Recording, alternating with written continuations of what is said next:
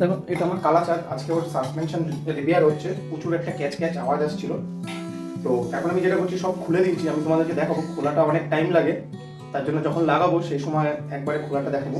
আমি কাপড় এর মধ্যে নোংরা কাপড় গুঁজে এখন এটাকে ভেতরটা পরিষ্কার হচ্ছে, এরকম করে গোল গোল করে ঘুরিয়ে ভেতরের মধ্যে যে জং নোংরাটা পড়ে রয়েছে সেই নোংরাটা পরিষ্কার করা হচ্ছে। এই দেখো এই যে নোংরাটা এসছে না, এই নোংরাটা পুরো এই সাসপেনশনের ভেতর থেকে এসছে। সেম ভাবে আমি এটাতেও ঢুকিয়ে দেবো।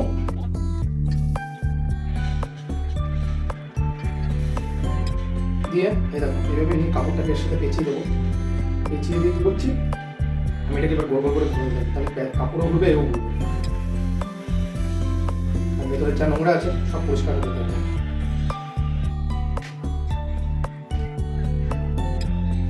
আর তার সাথে সাথে আমি যেটা করছি, আমি একটা লাইট নিয়ে নিই সবসময় ভেতরে নোংরা আছে কিনা দেখার জন্য।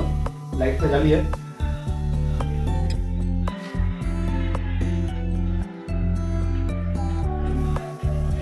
পুরো পরিষ্কার নেওয়া দিয়ে সুন্দর করে কিন্তু পরিষ্কার করতে হবে। এটাই হচ্ছে মেন কাজ, পরিষ্কার করাটাই হচ্ছে মেন কাজ।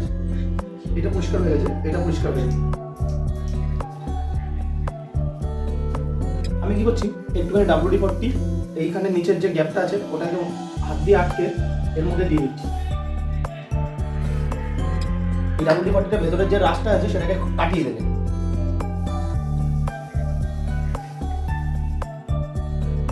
আবার এর মধ্যে নোংরা কাপড়টা ঢোকাচ্ছি, ঢুকিয়ে সেম ভাবে। আর এগুলোকে তোমরা আরো একটা জিনিস দিয়ে করতে পারো, যেগুলো বোতল ক্লিনার হয় না, সেই বোতল ক্লিনার যেগুলো তোমার 30 টাকা 40 টাকা নেই, আমার কাছে এই মুহূর্তে নেই, তো সেইগুলো দিয়েও তোমরা ক্লিন করতে পারো। বাট ওইগুলো দিয়ে খুব একটা ভালো ক্লিন হয় না, আমি দেখেছি ট্রাই করে। তো সেগুলো দিয়েও তোমরা করতে পারো। আর যদি তুমি পুরো সকার যদি খুলে নামাও তাহলে খুব ভালো পরিষ্কার হয়। আমি এটাকে খুলতে চাইছি না, কারণ খোলা অনেক ঝামেলা।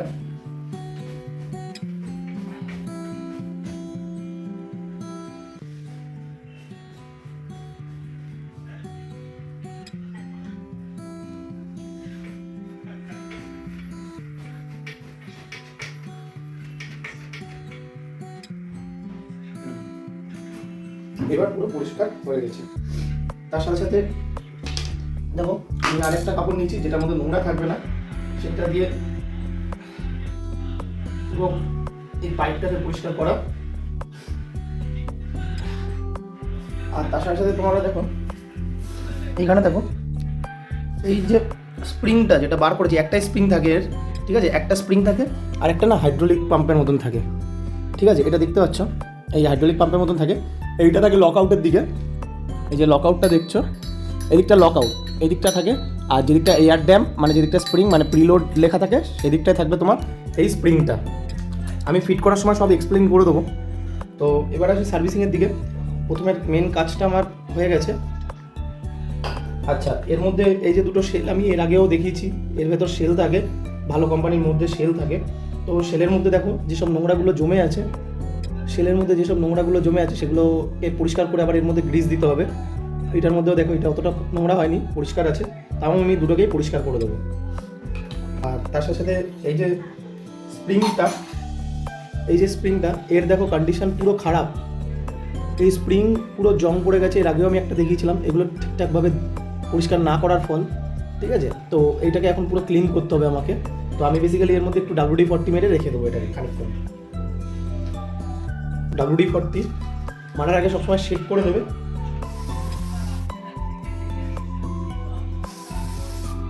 ব্যাস হয়ে গেল, এটা এবার এইভাবে পড়ে থাকবে খানিকক্ষণ। আমি কতক্ষণ এটাকে পরিষ্কার করে নেবো সেলগুলোকে। আমি সেল পরিষ্কার করার জন্য আমি টিস্যু নিয়ে নিচ্ছি, আমি সবসময় টিস্যু দিয়ে কাজ করি। তো টিস্যু দিয়ে এই সেলের ভেতর যা আছে সব জিনিস পরিষ্কার করা হবে।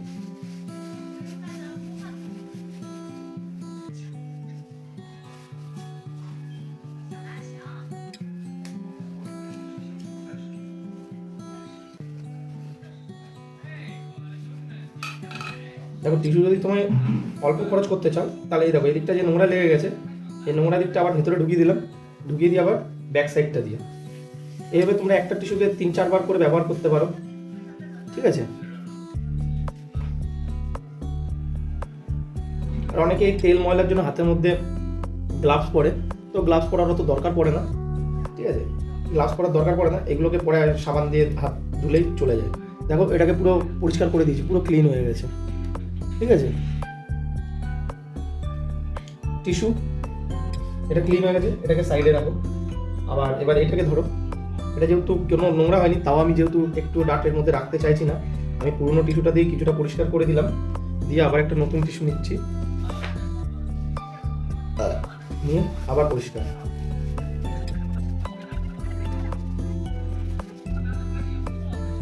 আপনাদের যাদের কোনো রকম অসুবিধা হচ্ছে তারা আমাকে কল করো, আমার নাম্বার তো দেওয়াই থাকে, সেই নাম্বার দিয়ে আমার সাথে যোগাযোগ করতে পারো। আর যাদের সার্ভিসিং দরকার, যারা প্রপার সুন্দরভাবে তার সাইকেলের সার্ভিস চাও, তারাও আমার সাথে যোগাযোগ করতে পারো। আমি এইসব কাজ খুবই ধরে বেঁধে করি। এছাড়াও আমি স্কেটিং শেখাই, সেগুলো তোমরা উপরে আই বাটনে ট্যাপ করে পেয়ে যাবে। এই গেল দুটো সেল, দেখো পরিষ্কার হয়ে গেছে, দুটো সেলই পরিষ্কার হয়ে গেছে। এইবার আসবো লক। এই লকটা তো অলরেডি পরিষ্কার, আমি দেখাবো কোথায় কোনটা বসে। প্রত্যেকটার থেকে না নোংরা বার করে নেবে, থাকুক না থাকুক মুছে নেবে, আমি সেটাই করছি। আর এই জায়গাটা যেহেতু নোংরা পড়ে রয়েছে, সেই জায়গা থেকে সব কিছুকে একটু বেশি দূরে দূরে রাখছি, যাতে সেগুলো পরিষ্কার থাকে। দেখো এই ছোটো ছোটো নাট, এগুলোতেও না জং রাখবে না, যখন পরিষ্কার করছো তখন সব একদম নিট অ্যান্ড ক্লিন রাখবে।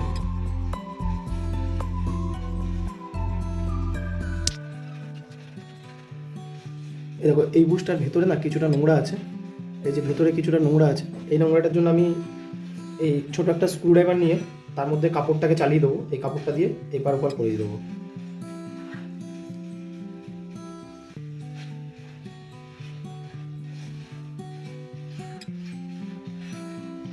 এবার এটাকে দিয়ে টানলেই ভেতরের যা নোংরা আছে সব পরিষ্কার হয়ে যাবে। দেখো পুরো পরিষ্কার, ঠিক আছে।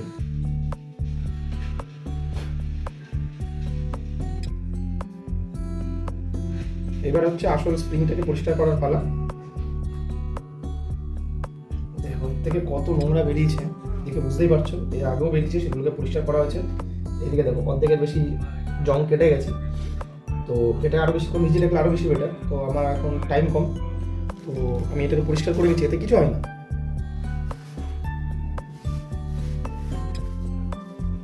এই দেখো দেখেছো, এই সব জংগুলো উঠতে থাকবে।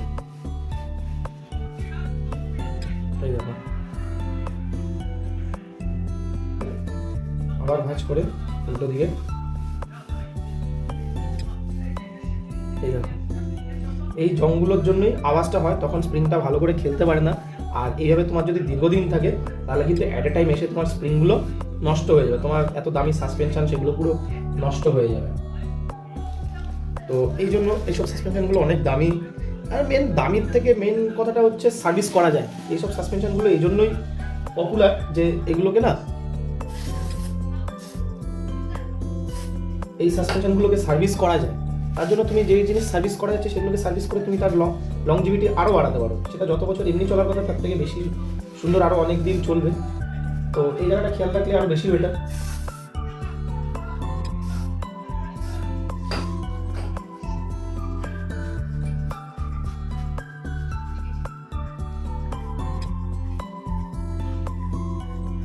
WD-40 লাগালে কি অনেক সময় তোমার যেসব জংগুলো থাকে না সেগুলো সব কেটে যায়।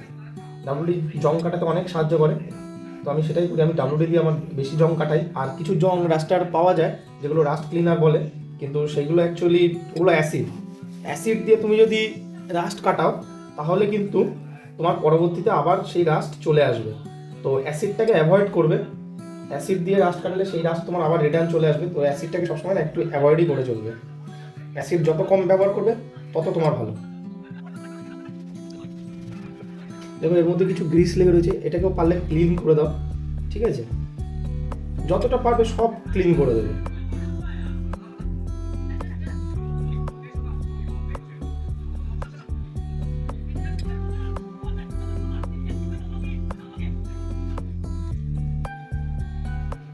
ব্যাস এর কাজ শেষ। দেখো এটাকে পুরো সুন্দর করে ক্লিন হয়ে গেছে। আগের আর এখন একটা দেখলে বুঝতে পারবে, আগেরটা পুরো রাস্টেড ছিল, ঠিক আছে।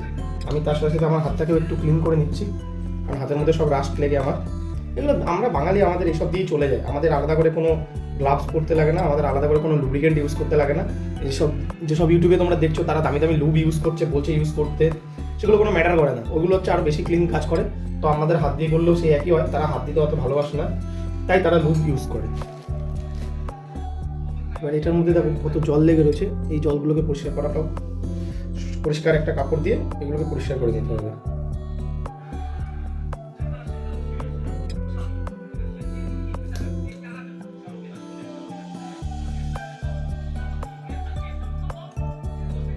এটা কাজ করছে, মানে এটা কাজ করছে, এটা হচ্ছে হাইড্রোলিক টাইপ, ঠিক আছে। এটা বেসিক্যালি নষ্ট হয় না, তো এটা ওকে আছে, এটাকে খোলার দরকারই নেই।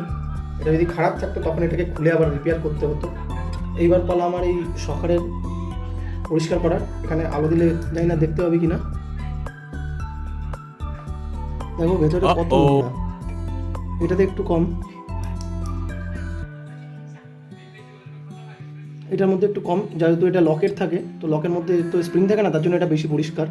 আর এটার মধ্যে যেহেতু স্প্রিং আছে তার জন্য এটা নোংরা। এটাকেও সেমভাবে তোমরা পরিষ্কার করবে, ঠিক আছে, কাপড় ঢুকিয়ে।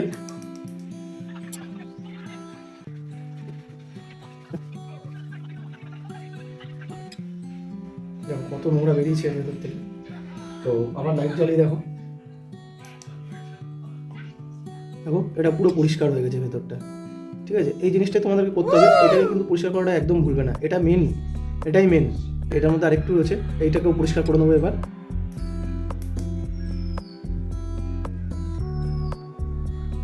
ঠিক আছে, তো এখন আবার যেটা করা হচ্ছে, মানে যেটা করছি আমি, একটু গ্রিসগুলো এখানে উপরে যে প্যাচটা আছে না, এই প্যাচের মধ্যে লাগিয়ে দাও।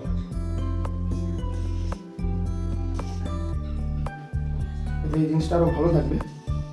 ওই দিকেরটা তো সেম,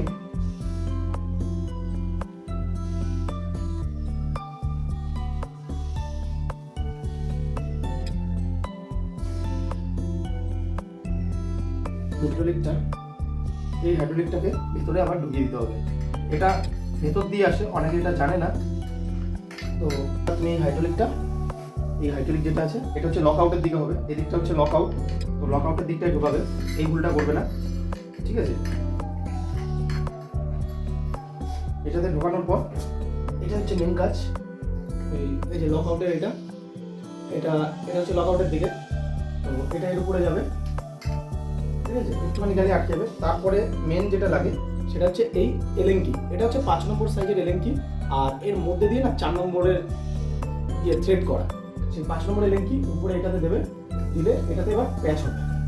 দেখো এটাতে এবার কিন্তু প্যাচ হবে, ঠিক আছে। যে 5 নম্বর এলেঙ্কি আমি এখানে দিয়ে এটাকে এবার টাইট করছি। যেহেতু এক হাতে মোবাইল আর এক হাতে এটা, দুটোকে এক হাতে করা সম্ভব না।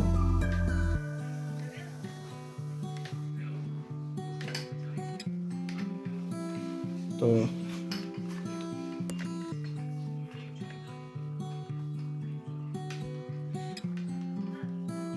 ব্যাস, এটা এবার টাইট হয়ে গেছে। এই জিনিসটাকে তোমাকে একদম কড়া করে টাইট করতে হবে, সেটার জন্য আমার হাত দরকার, ঠিক আছে। তো আমি জাস্ট দেখিয়ে দিচ্ছি। এটা এরকম হয়ে গেলে এর মধ্যে এই যে লকটা আছে, এটা দেখো, এটা 4 নম্বর থ্রেড, ঠিক আছে। এইটা কিন্তু এর মধ্যে দিয়ে পাস হবে, এইটা এর মধ্যে দিয়ে পাস হয়, ব্যাস এইটুকুই হচ্ছে লকের কাজ। আর যখন তখন তুমি তুলতে পারবে না, এটাকে আস্তে করে এরকম ধরলেই উঠে যায়। আর ইনকেস যদি তোমার না উঠে, যখন প্রথম তুমি খুলবে তখন তুমি এরকম একটা স্ক্রু ড্রাইভার নিয়ে এরকম করে টান দিয়ে তুলে দিতে পারো। আমি জাস্ট স্যাম্পল একটা দেখিয়ে দিচ্ছি। এটাতে কোনো লক থাকে না, তার জন্য এটা তোমার স্মুথলি উঠে যাবে। দেখো এখন কিন্তু হাত দিয়ে উঠবে না, ঠিক আছে। এরকম একটা স্ক্রু ড্রাইভারের শক্ত মাথা নাও, নিয়ে এটা 2 হাত লাগে, এই দেখো উঠে এসছে, ঠিক আছে। এই দেখো, ঠিক আছে, এরকম করে তুলে নাও,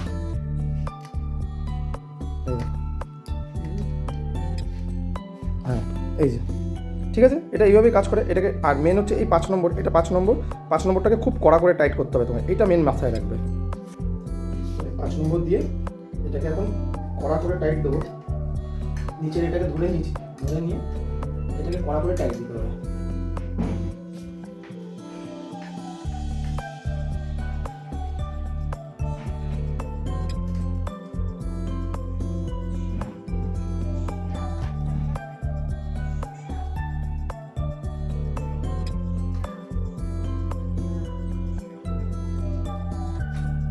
এবার পিস হবে।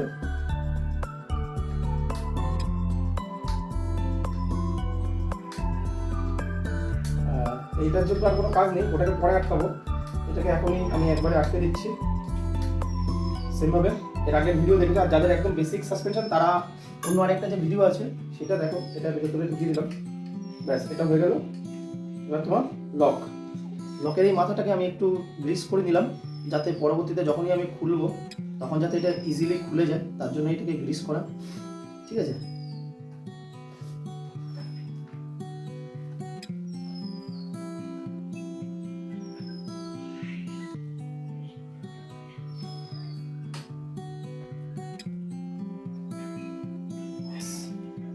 এই লক, এই হলো আনলক, এই হলো তোমার লক।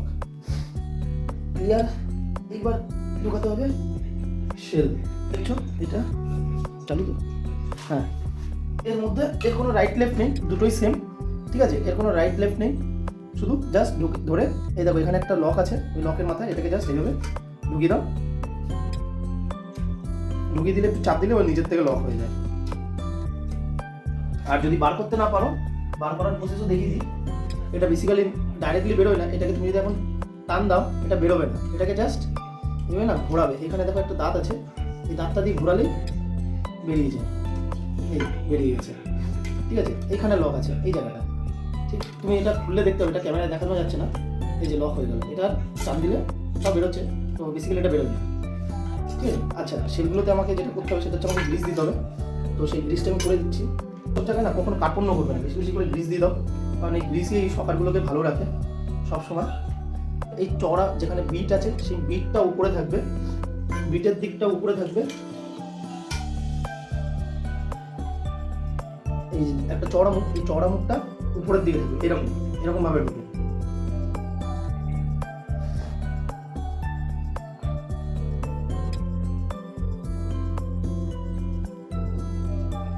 এই চওড়া দিকটা এরকম ভাবে থাকে।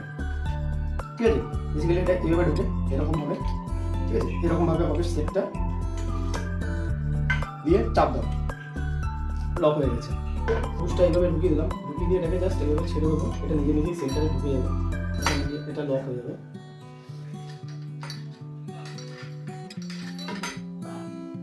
ঠিক আছে, এটা এই দেখো বেরিয়ে এসছে।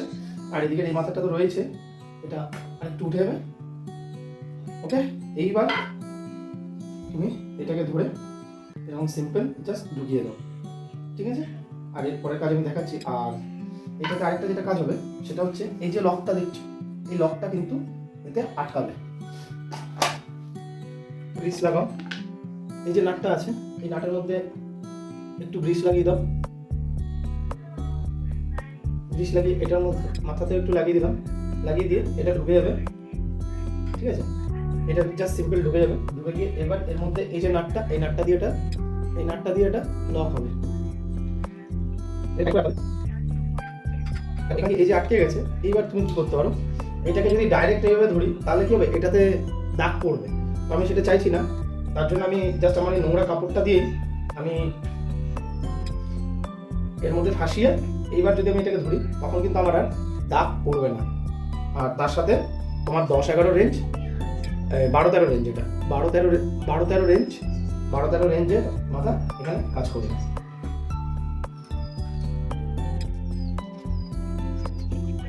এবার অনেক টাইট হয়ে গেছে, এবার হাত দিয়ে টাইট করা যাচ্ছে না।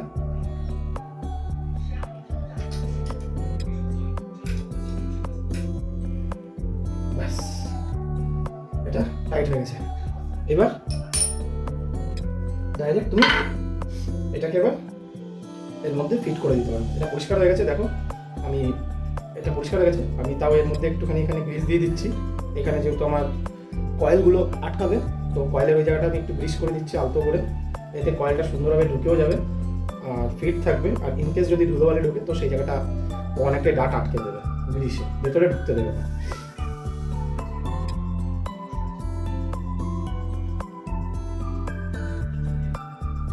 দেখো বাজে গ্রিস ইউজ করবে না, এইসব জিনিস খুবই সুন্দর এগুলোর কাজ। আর এগুলোতে সবসময় না ভালো জিনিস ইউজ করবে, সবসময় চেষ্টা করবে গুড গ্রিসটা ইউজ করা। আমি ইউজ করি ক্যাস্ট্রল,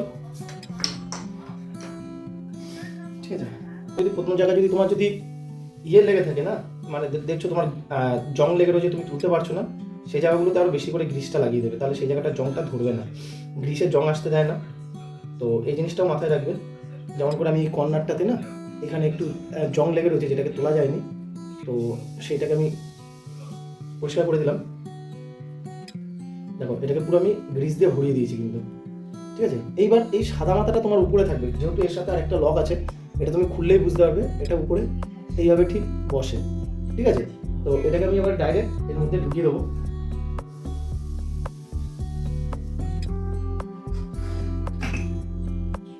আর তার সাথে এটা এবার যেটা করবো, উপর দিয়ে লকটাকে আবার আমি লাগিয়ে দেবো। এই যে লকটা ছিল, এই লকটাকে আবার আমি লাগিয়ে দেবো। তুমি তোমার ডাইরেক্টলি ঢুকতে চায় না এটা, তখন তোমাকে এটা কিন্তু চাপ দিয়ে, এরকম চাপ দিয়ে প্যাচ দিতে হবে, এটা মাথায় রাখবে।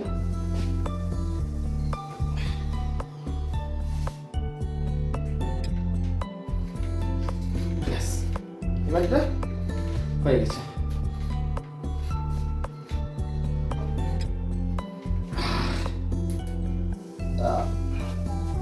ফুললি হয়ে গেছে। এবার তুমি এগুলোকে আর টাইট করে দাও।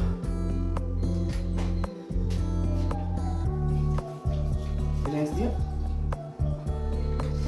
যতটা টাইট দেবে, প্লাস্টিক বেশি টাইট দেওয়ার দরকার নেই, ঠিক আছে। হয়ে গেল। এইবার হচ্ছে আমার দ্বিতীয় কাজ, আমি এই উপরটাকে নামাবো। নামানোর আগে আমি এটাকে এই দেবো, চাপ দেবো। সো বেসিক্যালি চাপ দিলেই লকটা আটকে যায়, নিচ দিয়ে নাটটা বেরিয়ে যাবে, তারপর তোমার যে দুটো নাট থাকবে সেটা লাগিয়ে নেবে। আমার ক্যামেরা বন্ধ হয়ে গেছিলো, তার জন্য আমার এটা রেকর্ড করা হয়নি। তো এইটুকুই জাস্ট কাজ আছে, বাদ বাকিটা তোমরা যদি কোনো অসুবিধা হয় এইটুকুর জন্য আমাকে বলবে, আমি তোমাদেরকে স্পেসিফিক ভিডিও বানিয়ে পাঠিয়ে দেবো। আশা করি এইটুকুর জন্য তোমাদের অসুবিধা হবে না। এইরকম প্রবলেমে আচমকা পড়ার জন্য সরি। এছাড়া আমি আরও অনেক রকমের ভিডিও বানাই, যেটা গাড়ির সার্ভিস রিলেটেড, স্কেটিং। আমার কাছে স্পোর্টস আর নলেজ সম্পূর্ণ ফ্রি। আমার ইউটিউব চ্যানেলে কোনো অ্যাড নেই। তোমরা এইসব ভিডিও দেখার জন্য এদিকে স্কেটিং, সাইকেল আর এই গাড়ির রিপেয়ারিং, এই ভিডিওগুলোকে দেখতে পারো। ভালো লাগলে আরও বন্ধুদের কাছে শেয়ার করে দাও, যার খারাপ হয়ে গেছে তার কাছে শেয়ার করে দাও। আশা করি প্রত্যেকের হেল্প হবে। কমেন্ট করে অন্য কোনো প্রবলেম থাকলে অবশ্যই জানাবে। Bye bye.